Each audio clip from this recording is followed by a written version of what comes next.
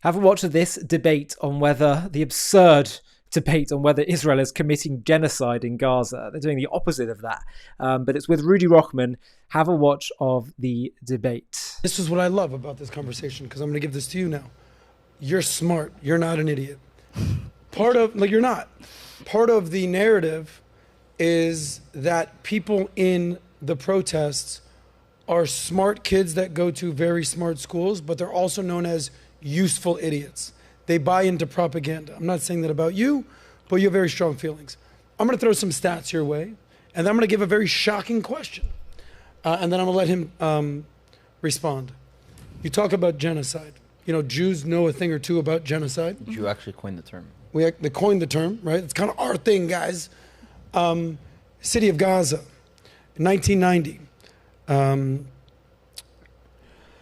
645,000 people live there. Today, 2.1 million, right? Not exactly a decline in population. World data, all of Palestinian population, 1990, 1.98 million. 2023, 5 million people. That's a 155% increase in the last 30 years.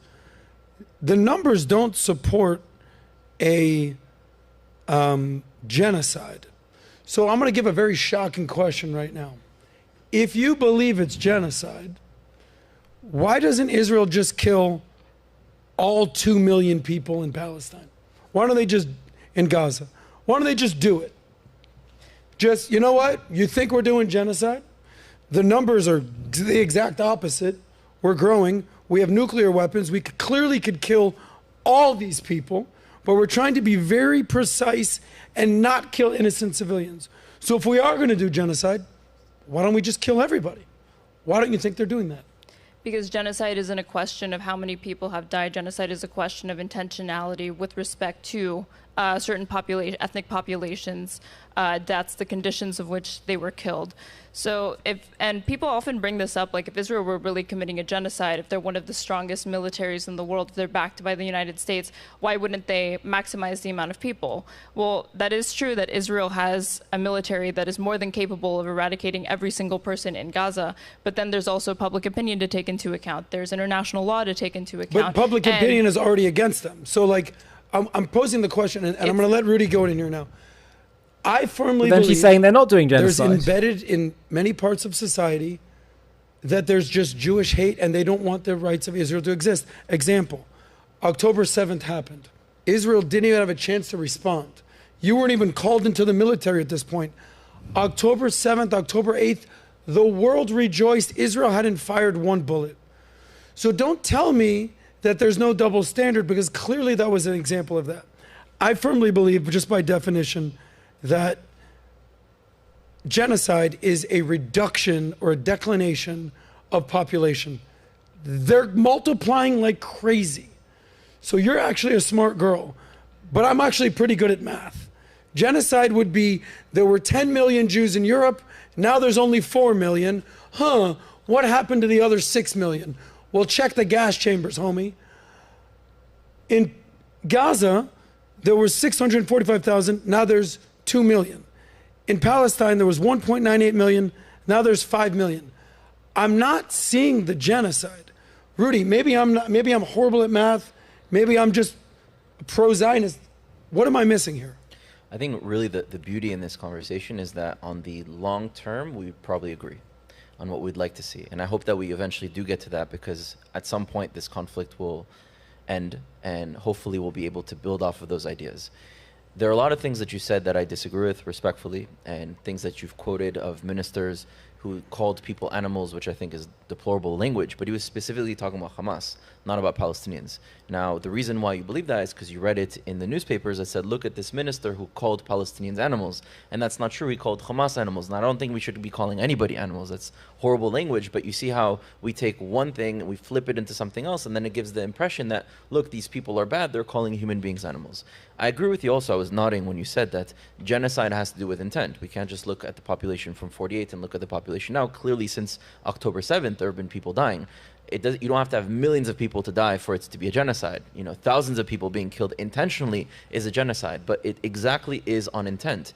Israel's actions is always to fire at Hamas. And if its intention was to target civilians, why is it that when it fires at Hamas, it sends leaflets from drones and planes warning the civilians to leave? It sends knocker bombs, which is a loud firecracker noise that warns the civilians to go. It calls the phones and text messages the phones of the people in the area, warning them to leave. It really does everything to prevent civilian casualties. And every time that it's attacking, it's always targeting Hamas. So it does have to do with intention. Genocide is the mass murder of an ethnic or specific group of people with the intention to kill them. Now, have many Palestinians died? Yes. Horrible. Breaks my heart that we're in this situation, and even more so that my own people are involved with this situation. I would like for this to end, but the intention from the Israeli side is not necessarily to fix the situation. That's my big critique of the Israeli government. But it's definitely not to kill Palestinians, and we look at it with the specifics of the actions. And if you're claiming that the intentions was to kill Palestinians, then let's go to the specifics. Name me actions, name me times, name me places that there was a situation where Israel specifically attacked with the intention of wanting to kill civilians, and you won't find any. And thankfully you won't find any, because the intention of Israel is not to kill civilians. Now, with these terms, genocide, it didn't start in October 7th to call Israel committing a genocide against Palestinians. This has been said for a long, long time, even when I was a student on college campuses. What do we hear? Apartheid, genocide, ethnic cleansing, colonization, settlements. Who's responsible for those things in the world? The West has done that. The West has done apartheids, genocides, ethnic cleansing, colonization, settlements. And today's far left, not the left, but the far left, feels so guilty for the crimes of their ancestors that instead of looking in the mirror for what they've done, what they're really doing is pushing off and whitewashing these issues and pushing it on the Jewish people and being used as a scapegoat like it's always have. And it's using the legitimate suffering of Palestinians as a tool to do so. Now, you spoke about the involvement of America in this conflict. I'm against the U.S. foreign aid to Israel. I don't want Israel to be dependent on any other military. That money is not even actually money. It's credits so that Israel can go and buy weapons, and that money and weapons is giving also to the Palestinian Authority, also to Egypt, also to Jordan, also to many countries in the region. And you ask yourself, why are all these players fighting each other, and then you have one country that's really funding and giving those weapons to each person? So I would like to see less of involvement from the United States in this situation, and more of bringing voices of real leaders from the Israeli side and Palestinian side to realize that our aspirations actually do not contradict. I don't believe there will ever be a two-state solution. If you ask most Palestinians, they will completely reject that. You ask most Israelis, they'll completely reject that. So we need to move forward towards a one civilization reality. And the reason I say one civilization, it's intentionally ambiguous because there's many potential ways of how to get there. Federation plans, Puerto Rico style systems, emirate systems, canton systems like in Switzerland. There are many ways of which we can build that. But I think you're right that Palestinians need the right of return. It's not something I want, it's what they want, it's a non-negotiable. Palestinians need to experience freedom from the river to the sea, and what we need is full economic and political control over Israel.